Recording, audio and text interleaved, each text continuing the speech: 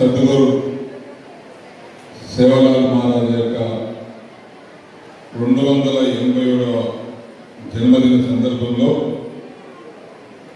ఈ సమావేశానికి అధికారికంగా జరుపుతున్నటువంటి సభకు అధ్యక్షత వహించినటువంటి మన బాన్స్వాడ సబ్ కలెక్టర్ శ్రీమతి కిరణమయ్య గారికి, బంజారా సేవాలాల్ మహారాజ్ గురించి, బంజారా వర్గం గురించి అనేక విషయాలు వివరించినటువంటి ఆల్ ఇండియా బంజారా సంఘం మన జిల్లా అధ్యక్షుడు మనందరి కాకపోయిన సోదరుడు బద్దనాయక్ గారికి, ఈ కార్యక్రమంలో నిర్వహించినటువంటి పాత్ర వహించినటువంటి మన అందరి బంధువు, నాకు కొడుకు సమానం శ్రీ మోహన్ నాయక్ గారికి, అదేవిధంగా పెద్దలు, ఈ కార్యక్రమంలో పాల్గొన్నటువంటి సీనియర్ నాయకులు ప్రతాప్ సింగ్ గారికి, వేదిక మీద ఉన్నటువంటి చాలా మంది పెద్దలు ఉన్నారు. సమయం తక్కువ ఉంది కాబట్టి, ఆకలి ఉంది కాబట్టి దాన్ని క్షమించాలి. వేదిక మీద ఉన్నటువంటి పెద్దలకు, నాయకులకు, కారోబార్లకు, నాయకులకు, సర్పంచులకు, పెద్దలకు, అధికారులకు, అనధికారులకు, సోదరిమణులకు, బంజారా సేవా సంఘ నాయకులకు, ప్రతి ఒక్కరికి పేరు పేరున జై సేవాలాల్, జై సేవాలాల్. అనేక విషయాలు ఇంతవరకు పెద్దలు చెప్పారు. ఒక వ్యక్తి ఒక స్థాయికి రావాలంటే ప్రజలలో కూడా గుర్తింపు రావాలంటే ఊరికే రాదు. ఎక్కడో ఉన్నటువంటి వ్యక్తి సేవలను మారాలి. ఈరోజు ఆయన సేవలను గుర్తించి, ఆయన మంచితనాన్ని గుర్తించి, ఆయనలో ఉన్నటువంటి శక్తిని గుర్తించి రాష్ట్ర ప్రభుత్వాలే,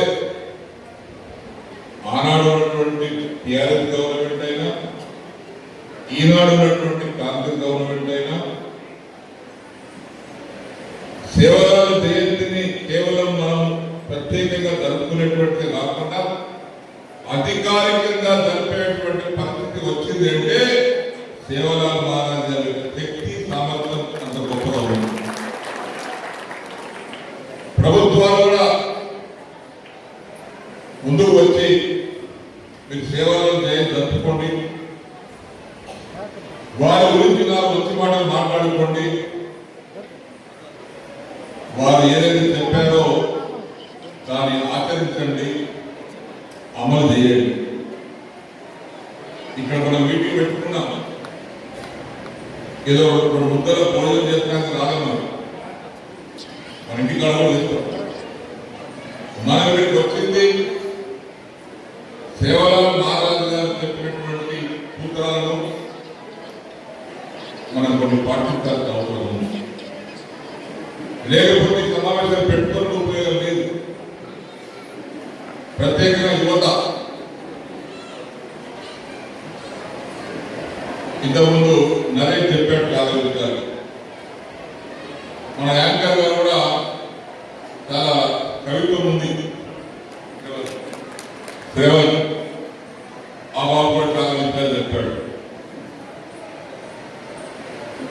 ఇవన్నీ కూడా మనం గుర్తుపెట్టుకోవాలి. మన సబ్కలెక్టర్ గారు చెప్పారు, ఇదిరాజు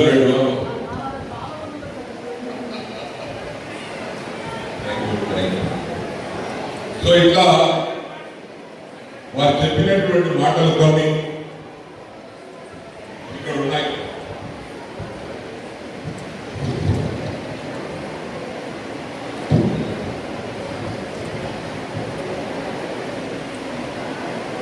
మన కుటుంబానికి సేవ చేసినట్టుగానే సమాజానికి సేవ చేయాలి.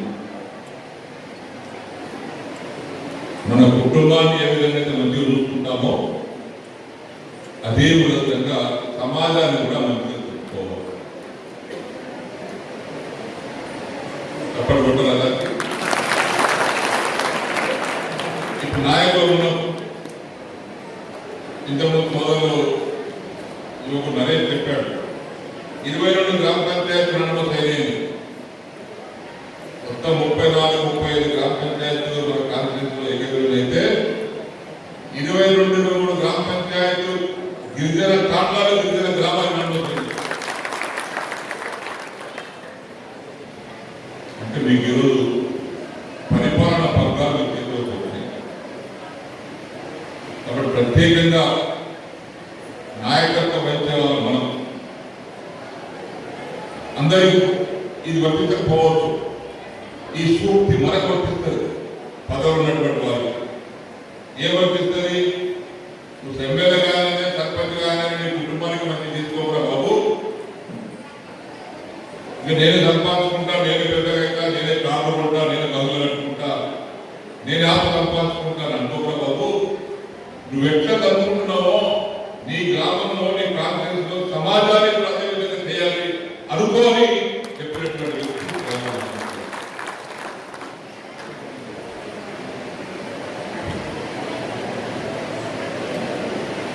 స్త్రీలను గౌరవించాలి. తప్పనిసరిగా ఈ సృష్టికి జన్మనిచ్చింది స్త్రీ. ఈరోజు నేను కూడా మన నియోజకవర్గంలో ఉన్నటువంటి ఆడబిడ్డలకు వారికి అవసరాలు ఏంటి, సామాజిక అవసరాలు ఏంటి, విద్యాపరంగా ఏంటి, ఈరోజు ఆ కార్యక్రమాలను మనం అమలు చేసినప్పుడే స్త్రీల పట్ల మనం గౌరవం ఇచ్చిన వాళ్ళు అవుతాం. ఇంత ఆడపిల్లలు బ్రహ్మాండంగా డ్యాన్స్ చేశారు. ఇక్కడ వాళ్ళకు చదువు ఉంది, విజ్ఞత ఉంది, క్రీడా స్ఫూర్తి ఉంది. మన నియోజకవర్గంలో గిరిజన బిడ్డలు, ఆడబిడ్డలు ప్రతి తాండాలో ఉన్నారు. ఇంతకుముందు శ్రవణ్ చెప్పినట్టుగా వారికి చదువుకోవటానికి, వారిని గౌరవించడానికి, సమాజంలో వారు కూడా స్థానం కలిగించడానికి వారికి అవసరమైనటువంటి పాఠశాలలు, రెసిడెన్షియల్ స్కూల్స్, ఆశ్రమ పాఠశాలలు కట్టించి వారి గౌరవం మనం పెట్టడం జరిగింది.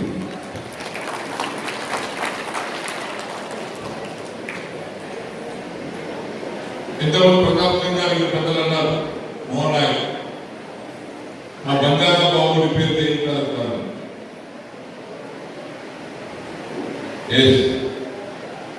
అది కొన్ని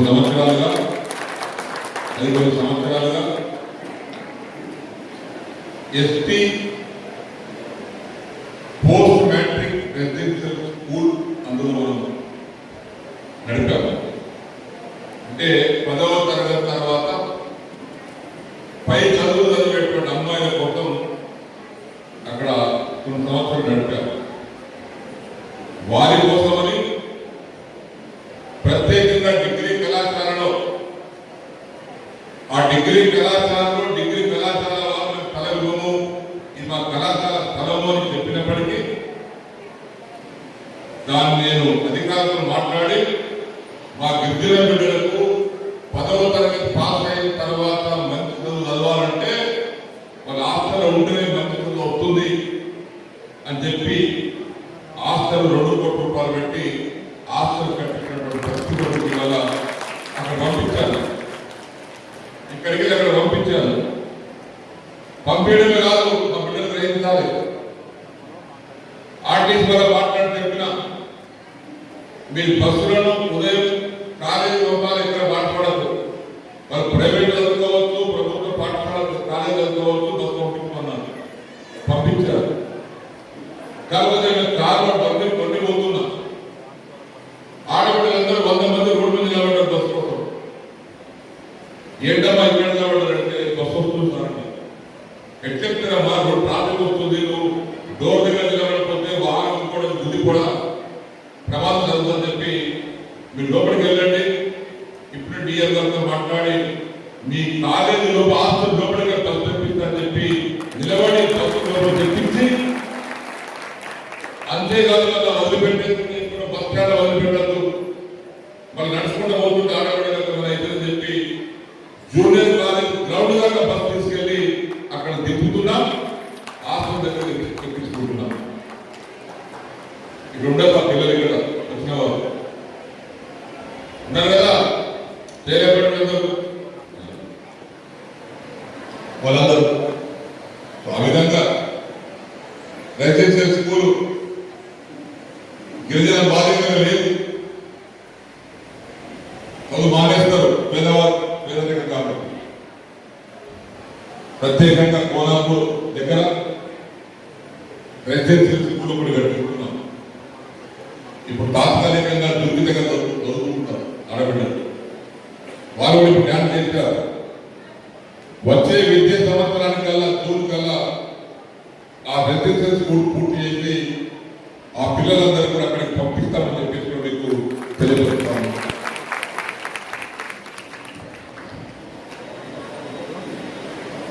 హింసకు ఆశించవద్దు అంటే హింస చేయవద్దు. మరి శివలాల్ మహారాజ్ పుట్టినప్పుడు ఆయన వరంతో పుట్టాడు. భీమా నాయకుడు ధర్మం పుట్టిన తర్వాత జగదమ్మ మాత నీ కొడుకు సేవ చేయడానికి పంపించుకొని అడుగుతుంది భీమనాయక్. అడిగితే భీమనాయక్ ఏమన్నాడు, శివలాల్ మహారాజ్ చిన్నపిల్లగాడు ఏమన్నాడు, నేను పోను, జగదమ్మ మాత అక్కడ హింస జరుగుతుంది, నేను హింసకు వ్యతిరేకిని, నేను ఆమె సేవ చేయడానికి నాకు సిద్ధం లేదు అని ఓడు. కానీ ఆమె ఒక సందర్భంలో రోజు 2 మేకలను బలివ్వాలని తెరచి పెడితే, నువ్వు బలి తీసుకునేది మేకలే కాదమ్మా, నేనే భరిస్తానని చెప్పి తలకాయ నరికి ఆమె కాలంలో పెట్టినటువంటి వ్యక్తి శివలాల్ మహారాజ్ గారు. దాని తర్వాత జగదమ్మ మాత మెచ్చుకొని ఆయన పిల్లలు ఆయనకు అర్పించి ఆయన సేవలుగా జగదమ్మ మాత చేసుకోవడం జరిగింది. ఆనాడు నుంచే శివలాల్ మహారాజ్ గారు జగదమ్మ భక్తుడైపోయాడు. అంటే హింసను ఆచరించవద్దు అని చెప్పినటువంటి వ్యక్తి.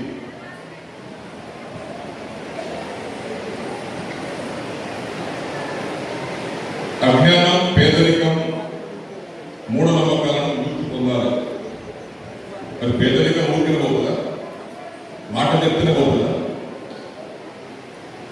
ఈరోజు నేను గర్వంగా చెప్తున్నాను,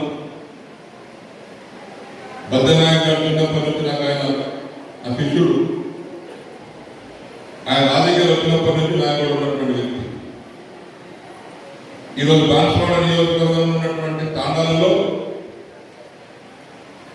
మీ కష్టం, మీ కృషి, మీ శ్రమ ఇవన్నీ కలుపుకొని మా ద్వారా మీకు అందించినటువంటి మౌలిక సదుపాయాలు, అది రోడ్డు కావచ్చు, కరెంటు కావచ్చు, సబ్సిడీ కావచ్చు, ట్రాన్స్ఫార్మర్ కావచ్చు, కాలువలు కావచ్చు, చెరువులు కావచ్చు, కుంటలు కావచ్చు, ఇవన్నీ కూడా మీకు అందించి ఈరోజు మన నియోజకవర్గంలోనే, తెలంగాణలోనే మంచి సంపద కుటుంబాలు ఎక్కడ ఉన్నాయని గిరిజనులకు మనం ప్రశ్నిస్తే అది నేను గర్వంగా చెప్తాము.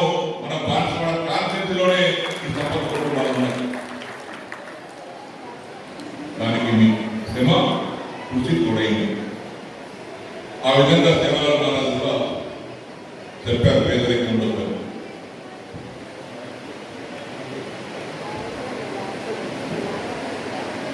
వరకట్నానికి వ్యతిరేకం,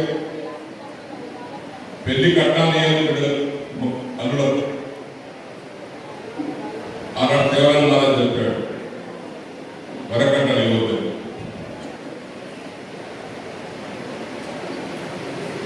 దాహం వేసిన వారికి నీళ్ళు ఇవ్వండి కానీ నీళ్లు అవ్వకండి, అది కూడా సేవల మహారాజు చెప్తారు.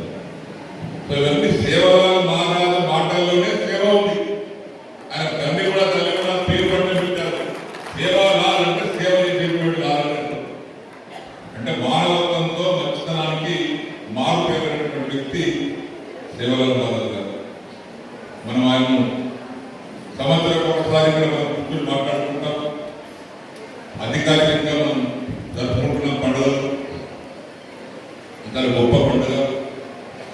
ఇది కేవలం ఒక గిరిజన సంస్కృతి, గిరిజన సాంప్రదాయం, గిరిజన వరదాలకే కాకుండా మాలాంటి వ్యక్తులకు కూడా ఇలాంటి సమావేశాలు పాల్గొనడం, కేవలం మాలా గురించి చెప్పుకోవడం, మాలో కూడా కొంత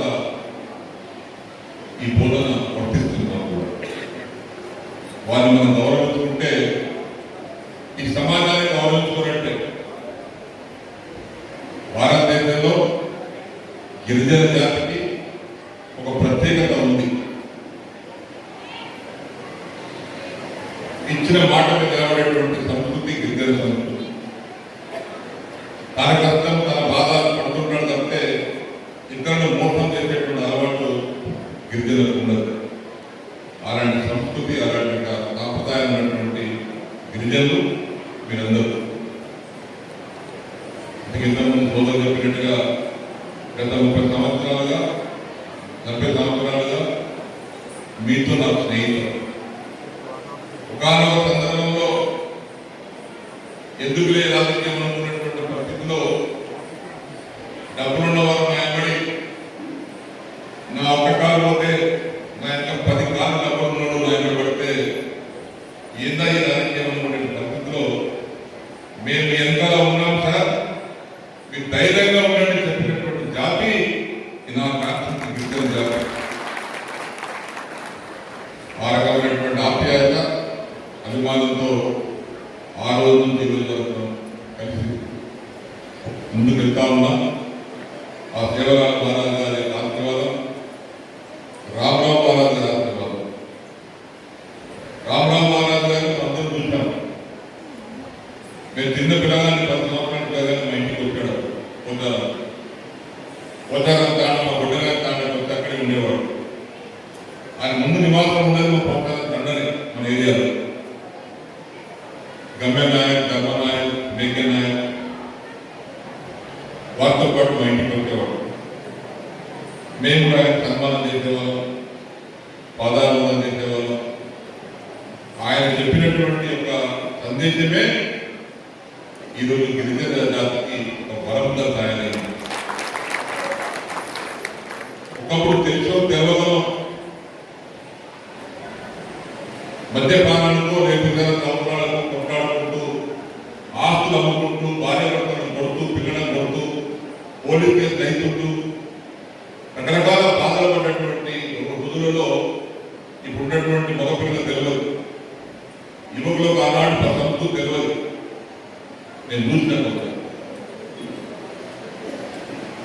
పోచారం తాండ, రాంపూర్ తాండలు కొట్లాడుతుంటే మా ఊరికి ఇంటికి నిలబడేది.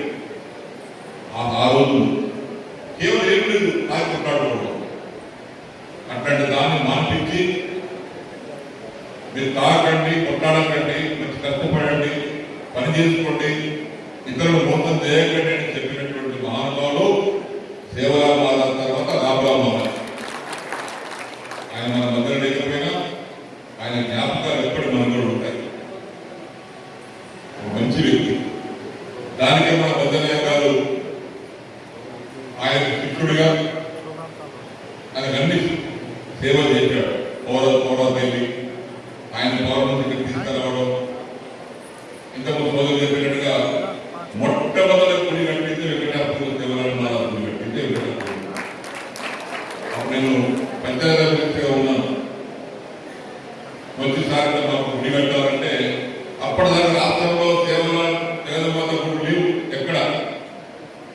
విరాళం ఇప్పిస్తా సార్ ప్రభుత్వం తరఫున ఇవ్వండి అంటే ఆనాడు వారు ఇచ్చినటువంటి దానికి తోడుగా ప్రభుత్వం ద్వారా మన నిధించి మొట్టమొదట పెట్టినటువంటి సేవలు గుడి జగన్మాత గుడి వెంకటాపురం తాండాలని చెప్పేసి అది గొప్పగా వారికి ఇచ్చిన డబ్బే కాదు, ఆయన సొంతంగా కొంత డబ్బేసి పెద్దగా నిర్మించారు. దాని తదుపరే ఈనాడు 258 గుళ్ళు నిజామాబాద్ ఉభయ జిల్లాలు అయినాయంటే అది వెంకటాపురం గుడి ఆదర్శంగా తీసుకున్న తర్వాతనే ప్రతి తాండాకు సేవలు నిర్మాణం జరిగిందని చెప్పి తెలియజేస్తా ఉన్నాను. నేను కూడా ఇంతకు మోహన్ చెప్పినట్టుగా ఎవరడిగినా సేవలాలు మహారాజు గుళ్ళకు గుళ్ళు కట్టుకున్న వారికి కాంపౌండ్ వాళ్ళు, కాంపౌండ్ ఉన్న వాళ్ళకి కూడా సీసీ ప్లాట్ఫామ్లు, ఇవన్నీ కంప్యూటర్లు దగ్గర దగ్గర మనకు బాన్స్వాడ కాన్స్టిట్యూన్సీలో 20-30 కోట్ల రూపాయలు ఈ సేవలాలు జగన్లో మాకు మందిరాలకే మంజూరు చేయడం జరిగిందని కూడా మీకు తెలియజేస్తాము. బ్రహ్మాండం కట్టుకున్నారు. మన దగ్గర అనుకుంటాము అన్ని తాండాలు పూర్తయి, ఇది ఉంటే కూడా 2 తాండాలు ఉండవచ్చు, అది కూడా పూర్తయిపోతాయి. దాని తదుపరి చివరిగా తెలుగులో మాట్లాడి ముగిస్తాను. మీ అందరి యొక్క ప్రేమ అభిమానంతో ఎక్కడ వేస్తే ప్రతాప్ సింగ్ కూడా బాగా తెలుసు. పారిశ్రామికంలో కబ్జా ఉన్నటువంటి వారికి పెద్దగా పట్టించుకోలేదు. నేను 2-3 సంవత్సరాల నుంచి అధికారులతో మాట్లాడి కలెక్టర్లతో వారి అధికారులతో మాట్లాడే లేదు బాబు, మా గిరిజనులు భూమి చేసుకుంటున్నారు చాలా రోజుల నుంచి, మీరు జాయింట్ ఇన్స్పెక్టర్ చేయండి, వారి నుంచి భూమి లాక్కోకండి, వాళ్ళు పంట పండించి దాని మీద బతుకుతున్నారని చెప్పి 2-3 సంవత్సరాలు 61 వారు పట్టాలు ఇవ్వకంటే ముందు 2 సంవత్సరాల ముందు నుంచి నేను కలెక్టర్తో మీటింగ్ పెట్టి, ఇద్దరు కలెక్టర్తో మీటింగ్ పెట్టి దానికి సావధానంగా రైతులు తీసుకొచ్చి జాయింట్ సర్వే చేసి ఈనాడు మొత్తం కాన్స్టిట్యూన్సీలో ఎక్కడ జనంగా 2250 మంది గిరిజనులకు 4600 ఎకరాల పట్టాలు ఇచ్చినటువంటి కాన్స్టిట్యూన్సీ అంతేకాదు ఇంకా తాండనాయకులు వచ్చి సార్ మాకు బోర్ వేసుకోలేదు, కరెంట్ పెట్టుకుని కూడా కలెక్టర్తో మాట్లాడి డిఎఫ్ఓతో మాట్లాడి ఆ బోరు మోటారు లెవెలింగ్ చేస్తారు కోసం కూడా తీర్మానం చేసి అందరూ తెప్పించాం.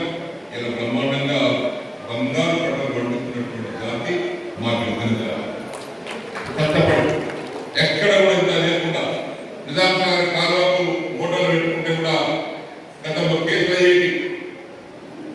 కానీ ఊరు పడినటువంటి ప్రాంతాల్లో కాలువకు పైపులు వేసుకొని మోటార్లు పెట్టుకుంటే పోయే నీళ్లు నిజాంసాగర్గా అవసరమంతా బయటకు తెచ్చుకుందామని చెప్పి రైతులతో ఈనాడు ఊరున్నా లేకపోయినా నిజాంసాగర్ కాలువకు మోటార్లు పెడితే 100,000 ఎకరాలలో కోట్లాది రూపాయలు పంటలు పండించే జాతి మా గిరిజన జాతి అని చెప్పేసి అందుకే ఈనాడు ఆనాడు ప్రేమ ఖర్చు సోదరులు మధ్యనాయకులు కింద ఉన్నప్పుడు తెలుసు. అలాగే 30-40 సంవత్సరాలుగా ఈ అభినవాల సంబంధం మీకు నాకు కలిసి ఉంది. భగవంతుడు ముందు కూడా ఆ సేవల ఆశీర్వాదంతో అదే విధంగా కొనసాగాలని కోరుకుంటూ మనందరం సేవలాల మహారాజ్ జయంతి రోజున ఒక పండుగ దినంగా భావించి మనందరం కూడా ఆనందాన్ని సంతోషాన్ని పంచుకోవాలని చెప్పేసి కూడా మీకు అందరూ తెలియపరుచుకుంటూ ఈ అవకాశం ఇచ్చినటువంటి మీకు అందరికీ ధన్యవాదాలు తెలియజేస్తున్నాను. జై సేవలాల్. అందరూ తెలియపాలి. జై సేవలాల్, జై సేవలాల్, జై సేవలాల్. రామరావు మహారాజ్ కి, రామరావు మహారాజ్ కి. అందరూ భోజనం చేసుకోండి. అందరికి భోజనాలు ఉన్నాయి.